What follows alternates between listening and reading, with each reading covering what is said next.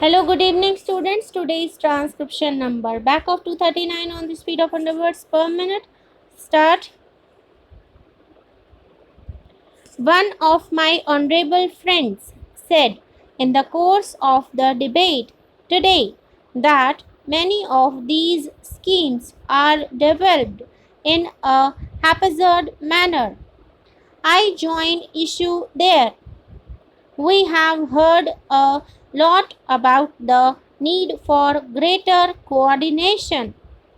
I am aware that there is room for greater coordination not only amongst the different ministries but also between the center and the states, and, if I may say so, between the government and the members of this house, and, if I may add a little further, between the government and the people of this country.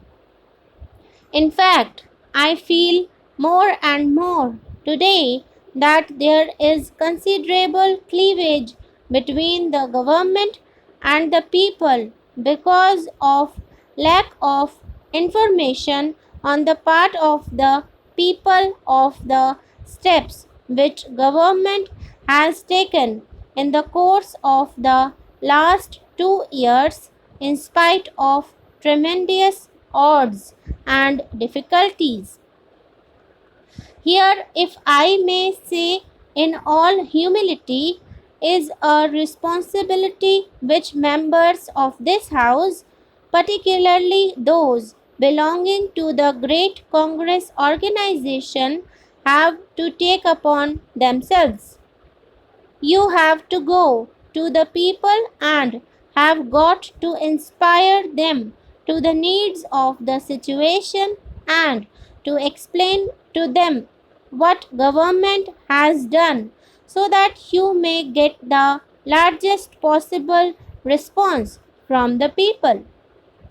That gap has come into existence.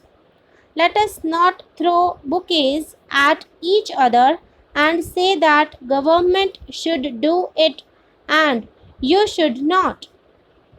But the fact remains that the gap is there, and the question is how that gap can be filled up and people's enthusiasm can be fully roused.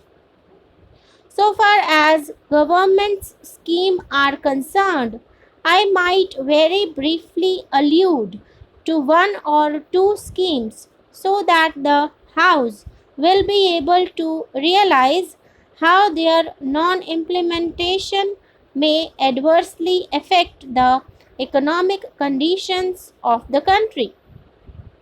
The House is aware that we have entered into a contract with a well-known Swiss firm for the manufacture of machine tools. It is a big scheme which will cost India nearly rupees 150 to 280 crores. We are importing today about rupees 80 crores worth machine tools. The Prime Minister pointed out yesterday, and quite rightly, that this is one of the basic industries which must develop in this country if we are going to progress industrially. How far that scheme will be affected now is more than what I can say, because we have to settle the question of priorities and decide which are the schemes with which we will go ahead. The same principle applies with regard to the production of steel. After considerable efforts, we have completed our labors.